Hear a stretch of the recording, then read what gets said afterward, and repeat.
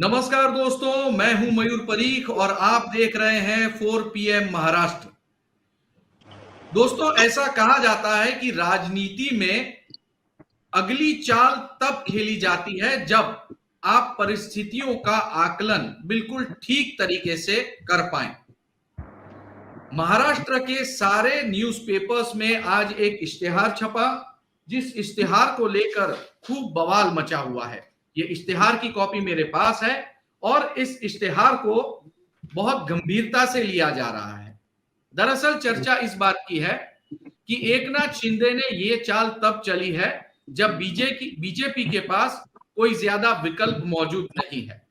एक तरफ राष्ट्रवादी कांग्रेस पार्टी में एनसीपी के नेता शरद पवार ने सुप्रिया सुले को कार्याध्यक्ष घोषित कर दिया है और इसी के साथ अजीत पवार की राजनीति जो है वो अब कम होती जा रही है, उनके पास ऑप्शंस कम बचे हैं। ठीक ऐसे समय में एकनाथ शिंदे ने न्यूज़पेपर में एडवर्टीजमेंट दिया है, जिसका अर्थ ये लगाया जा रहा है कि वो भारतीय जनता पार्टी को आने वाले दिनों में डोमिनेट करेगी। लेकिन क्या कहना है इस बारे में राजनीतिक विश्लेषकों का और राजनीति के साथ जुड़े हुए लोगों का? हमारे साथ इस समय मौजूद है आनंद दुबे जी, जो कि कांग्रेस पार्टी के प्रवक्ता हैं।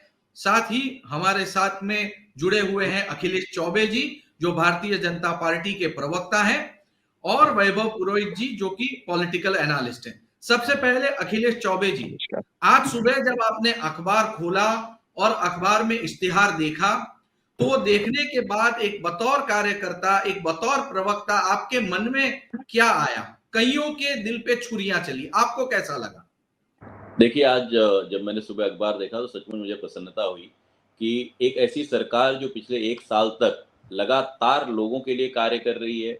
हमारे मुख्यमंत्री एकनाथ शिंदे जी, उप मुख्यमंत्री देवेंद्र फडणवीस जी सतत लोगों के बीच में हैं और पूरे महाराष्ट्र में मुझे लगता है कि सिर्फ काम कर ही नहीं रहे हैं, तो काम दिख भी रहा है, उसका रिजल्ट आना भी शुरू हो गया है। और ऐसे में एक ऐसा जो है एक ऐसा सर्वे आना जिसमें कि इस कार्य को तकरीबन 50% लोगों ने एक तरह से सैल्यूट किया हुआ है कि एक लोगों की सरकार है, लोगों के लिए, लोगों के कार्य के लिए कमिटेड सरकार है। और उस पर आज ये मुहर लग गई है कि देवेंद्र फडणवीस और शिंदे जी की जो ये सरकार है, ये महाराष्ट्र को मिली हुई अब तक की सबसे अच्छी सरकार है। जी, बहुत बहुत आपने बहुत ही प्रिसाइसली समझाया। मैं जरा इश्तिहार पढ़ता हूं। इश्तिहार में लिखा है, देश में मोदी, महाराष्ट्र में शिंदे। जहां तक हमें याद है, देश में नरेंद्र और राज्य में देवेंद्र, ये बीजेपी का स्लोगन हुआ करता था। इसका शीर्षासन होता हुआ यहां दिख रहा है। इस पर आप क्या कहेंगे? मयूर जी, मैं आपको स्पष्ट करना चाहता हूं कि जिस दिन एकनाथ शिंदे को जो है देवेंद्र फडणवीस और शिंदे सरकार का नेता चुना गया, उस दिन सिर्फ जो है नेताओं ने ही नहीं बल्कि भारतीय जनता पार्टी के कार्यकर्ताओं ने भी माना है कि एकनाथ शिंदे जी के नेतृत्व में महाराष्ट्र में सरकार चलनी चाहिए। और वो समय की मांग थी, क्योंकि एक ऐसा ऑटो रिक्शा वाली सरकार महाराष्ट्र में चल रही थी जो महाराष्ट्र को सिर्फ लूट और खसोट रही थी। महाराष्ट्र के प्रगति से रिलेटेड जितने कार्य थे, सारे कार्य लगभग बंद पड़ गए थे, ठप पड़ गए थे। महाराष्ट्र को प्रोग्रेस की दिशा में ले जाने के लिए, महाराष्ट्र के विकास के लिए एक ऐसा ऑप्शन चुना गया और एक ऐसी सरकार आई। उस सरकार को सिर्फ अपने मंत्रालय तक सीमित नहीं रखा, उस सरकार को हमने लोगों तक पहुंचाया है। और मुझे लगता है एकनाथ शिंदे जी का नेतृत्व सभी लोगों ने स्वीकार किया हुआ है। और फिलहाल जब एकनाथ शिंदे जी यहाँ पर महाराष्ट्र की सरकार का नेतृत्व कर रहे हैं, आपने ध्यान नहीं दिया, ये सरकारी एक जो आपका विज्ञापन था, ये विज्ञापन किसी शिवसेना पार्टी का नहीं था, ये महाराष्ट्र गवर्नमेंट का विज्ञापन था। और महाराष्ट्र गवर्नमेंट को यहाँ पर फिलहाल एकनाथ शिंदे जी लीड कर रहे हैं। और ऐसे में सिर्फ मैं नहीं, हमारे कार्यकर्ता भी एक्सेप्ट कर रहे हैं कि शिंदे जी के नेतृत्व में महाराष्ट्र में शासन बहुत अच्छा चल रहा है। जी, आप आनंद जी बोलना चाहते हैं? वैसे मैं इश्तिहार के बारे में बताऊं तो इस इश्तिहार पर शिवसेना का सिंबल है। यहाँ पे महाराष्ट्र शासन कहीं पर भी उन्होंने प्रदर्शित नहीं किया है। खैर, इस पर हम फिर आपके साथ बात करेंगे। आनंद जी, आप बहुत मुस्कुरा रहे हैं, ये इश्तिहार देख के आपको तो एकदम लड्डू फूट रहे होंगे, हैं? शिंदे गुट की शिवसेना का और बीजेपी के बीच में अब रार होगी, ऐसा आपको लग रहा है, क्या कहेंगे? सभी को नमस्कार। मयूर जी, एक बहुत पुरानी कहावत है कि हम थे जिनके सहारे वो हुए ना हमारे। आप देखिए कि एक नारा हम सुनते थे पिछले 7-8 वर्षों में, ऊपर नरेंद्र नीचे देवेंद्र। 2019 का चुनाव हमने साथ में लड़ा। आदरणीय देवेंद्र जी, अमित शाह जी ने कहा कि 2.5 साल की कोई बात नहीं हुई थी, 5 वर्ष हम मुख्यमंत्री बनेंगे। बाद में विवाद हुआ, हमारी सरकार बनी, देवेंद्र जी विरोधी पक्ष नेता बने। लेकिन मुझे बहुत दुख के साथ कहना पड़ रहा है कि आज देवेंद्र जी, आपको क्या लग रहा है, ऊपर नरेंद्र नीचे एकनाथ, कहाँ है मेरे देवेंद्र जी? कहाँ है वो भारतीय जनता पार्टी के शीर्ष नेता महाराष्ट्र के, जिन्होंने पूरी भूमिका भेष बदल बदल के रचाई?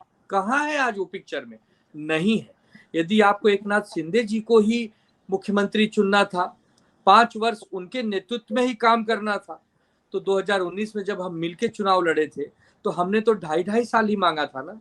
वो 2.5 साल आपको गवारा नहीं गुजरा, और आज ये 5 साल। और ये उसमें मुझे सबसे बड़ी हंसी आ रही है मयूर जी, उस आर्टिकल में लिखा है, जो विज्ञापन है उसमें है कि 26% लोग एकनाथ शिंदे जी को ज्यादा लोकप्रिय मानते हैं और 23% देवेंद्र जी को। मतलब जो देवेंद्र जी 5 वर्ष महाराष्ट्र राज्य के मुख्यमंत्री रहे, उनकी जगह 11 महीने के मुख्यमंत्री ज्यादा लोकप्रिय हो गए। मतलब ये देवेंद्र जी की विफलता भी दर्शाता है। तो मैं तो यही कहूंगा कि हमारी संवेदना, हमारी सद्भावना आदरणीय देवेंद्र जी के साथ है। हमारी उनकी राजनीतिक लड़ाई है, वैचारिक लड़ाई है। जब चुनाव आएगा तो हम लड़ लेंगे, लेकिन जो कुछ हो रहा है बीजेपी और एकनाथ शिंदे सेना के बीच में, उसको देख के तो हम केवल मुस्कुरा सकते हैं मयूर जी, और क्या कहें, उनकी अंतर्गत बातें हैं। वैभव जी, आप लंबे समय से एनालिस्ट, बतौर एनालिस्ट के रूप में काम कर चुके हैं। हमें ये बताइए कि ये वक्त क्यों चुना गया होगा इस इश्तेहार के लिए? देखिए, इसके पहले आप की एक घटना देखिए। देवेंद्र फडणवीस और एकनाथ शिंदे दिल्ली जाते हैं और अमित शाह से मुलाकात करते हैं। उसके पहले एक सी वोटर का एक सर्वे आता है, जिसमें एमवीए जो महाविकास अघाड़ी है उसकी बहुमत बताई जाती है और शिंदे सेना पिछड़ रही है।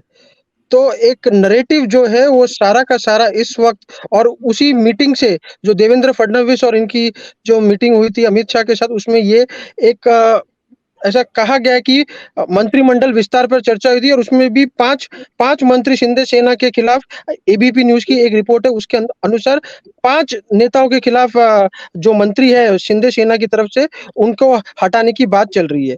तो एक नैरेटिव जो है, जो ऐसा, हालांकि अगर बीजेपी के अंदरूनी लोगों से भी पूछे जाएंगे तो वे इस सर्वे को सिरे से नकार देंगे, लेकिन ये सर्वे को एक तरीके से मोटिवेट, एक माहौल बनाने की कवायद है। इसे और ज्यादा मैं और कुछ नहीं कहूंगा।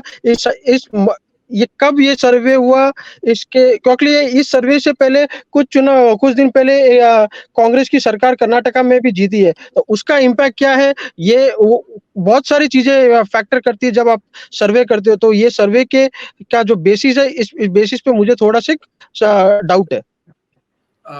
अखिलेश जी, जाहिर सी बात है कि आनंद जी अपनी बात रखेंगे, लेकिन एक बात तो तय है कि सारा मामला यहाँ पे आंकड़ों पे आता हुआ दिखाना चाहते हैं इस एडवर्टीजमेंट के माध्यम से।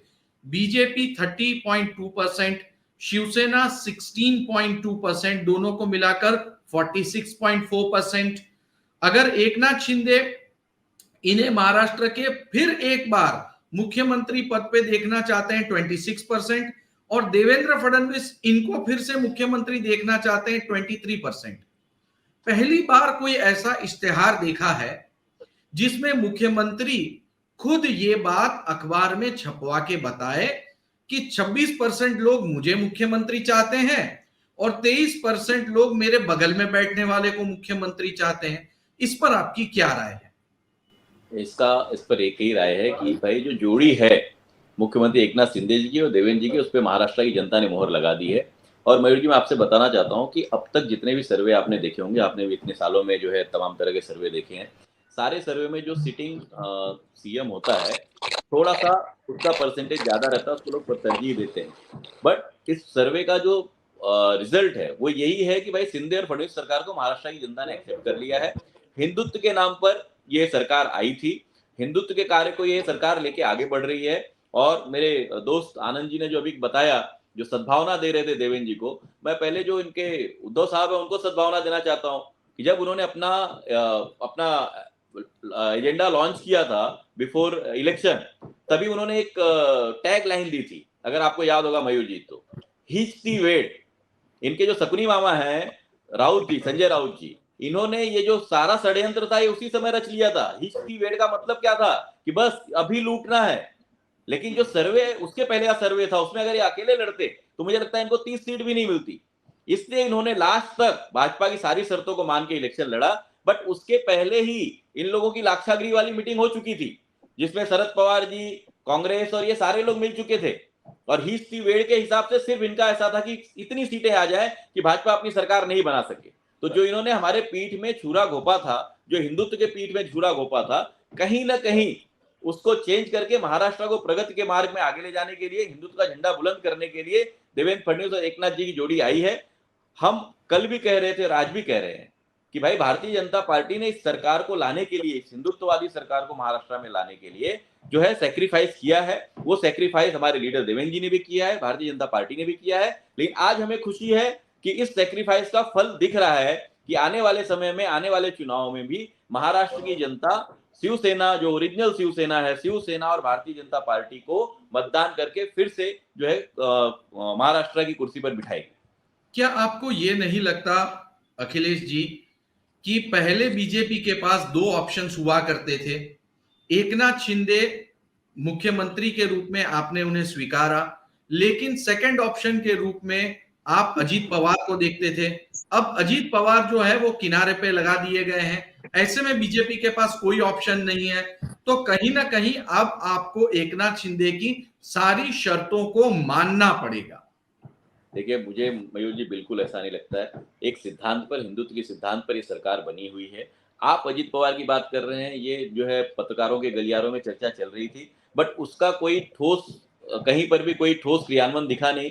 कहीं पर भी ये नहीं दिखा कि अजीत पवार से कोई मीटिंग हुई है, अजीत पवार कहीं आ रहे हैं। ये तो वक्त बताएगा कौन कहाँ रहता है। बट फिलहाल महाराष्ट्र में हिंदुत्ववादी सरकार अपना काम कर रही है। महाराष्ट्र के विकास के सारे कार्य प्रगति पर हैं, सारे कार्य स्पीड के साथ हो रहे हैं। मुंबई वालों को राहत देने वाली मेट्रो का काम बहुत तेज चल रहा है। सीलिंग का अपना जो कोस्टल रोड है उसका काम बहुत तेज चल रहा है। आने वाले समय में महाराष्ट्र विकास की तरफ बढ़ रहा है। और आज जनता है ना, वो पढ़ी लिखी हो गई है। सोशल मीडिया से लेके इस तरह के अपने जो यूट्यूब चैनल्स हैं, इनके भी प्रेक्षक लगातार बढ़ते जा रहे हैं। और ये प्रेक्षक पढ़े लिखे हैं, इन लोगों को ये समझ में आता है। इस सर्वे का और एक मतलब है, अगर आप देख रहे होंगे तो शिंदे साहब ने जो पिछले 1 सालों में लगातार पूरे महाराष्ट्र का दौरा किया है, महाराष्ट्र के प्रगति से रिलेटेड सारे कारोबारों का अहवाल लिया है। महाराष्ट्र के एक MMRDA हो, MSRDC हो, मुंबई मेट्रो, इसको जो है सामूहिक तौर पे दोनों जन ने, हमारे मुख्यमंत्री और उप मुख्यमंत्री ने जिस तरह से इस एजेंसी को कार्य के लिए आगे किया है, मुझे लगता है महाराष्ट्र की जनता को समझ में आ रहा है। और कुल मिला के ये जो सर्वे है ये दिखाता है कि महाराष्ट्र की जनता ने शिवसेना, ओरिजिनल शिवसेना और भारतीय जनता पार्टी में मुहर लगा दी है। आइए वैभव जी, हम आपसे बात करना चाहेंगे। वैभव जी, आपको ये लगता है कि ये पावर पॉलिटिक्स चल रहा है या ये पवार पॉलिटिक्स चल रहा है? सॉरी, तो आप ऑडिबल नहीं है। आप क्या कहेंगे, ये पावर पॉलिटिक्स चल रहा है या ये पवार पॉलिटिक्स चल रहा है? क्या एनसीपी के पार्टी के भीतर चल रही परेशानियां जैसे खत्म हो रही है, वैसे वैसे बीजेपी की मुश्किलें बढ़ रही हैं, ऐसा आपको लगता है? निश्चित तौर पे एक कहीं ना कहीं बीजेपी के अंदर एक टीम थी, एक फ्रैक्शन था, जिन्हें ये लग रहा था कि हमें इस अलायंस से ज्यादा फायदा नहीं हो रहा है, इसलिए उन्होंने अजीत पवार की तरफ एक हाथ बढ़ाने की कोशिश की थी। लेकिन जैसे पिछले महीने शरद पवार ने एक सुप्रीमेसी अपनी साबित की है पूरे एनसीपी के ऊपर कि एक उन्होंने इस्तीफा दिया तो पूरी पार्टी लाइन उनके पार्टी के कैडर उनके पक्ष में आके खड़े हो गए और अजीत पवार एक तरह से अलग थलग पड़ गए। तो ये ज्यादातर ये पवार प्लस पावर पॉलिटिक्स, ये दोनों मुझे नजर आ रही है। और जिसमें शरद पवार ने एनसीपी को मजबूत किया है, अपनी पार्टी को मजबूत किया और बीजेपी को अलग थलग किया है। इस वजह से भी एक यूनिटी है बीजेपी और शिंदे सेना में, ये मैसेज देने की कोशिश की जा रही है। अच्छा, एक और इश्तिहार की मैं बात कर रहा हूँ। एक इश्तिहार में इसमें एक और रहता था, शिवसेना को बाला साहेबों के सिद्धांतों पे इन्होंने खड़ा किया था, लेकिन इसी इश्तिहार में वो शिवसेना प्रमुख बाला साहब ठाकरे की तस्वीर तक नहीं रखी गई है, क्योंकि ये पार्टी का ये है एडवर्टीजमेंट। तो मोदी जी, अखिलेश पहले तो ये शिवसेना है, शिंदे सेना नहीं है, तो इसको शिवसेना कहना सीखिए आप लोग। बिल्कुल, इलेक्शन कमीशन से शिंदे लेकर की सुप्रीम कोर्ट ने शिवसेना इस पे है, ठप्पा ये लगा दिया है। शिंदे की शिवसेना है, बिल्कुल सही कहा नहीं आपने। नहीं, बिल्कुल शिवसेना है सर, ये शिंदे की शिवसेना नहीं है, शिवसेना है, और वो उद्धव ठाकरे की शिवसेना है। शिवसेना, ओके। हाँ जी, अखिलेश जी, हम आपसे ये जानना चाहेंगे कि आज जब ये कार्यक्रम, मतलब कि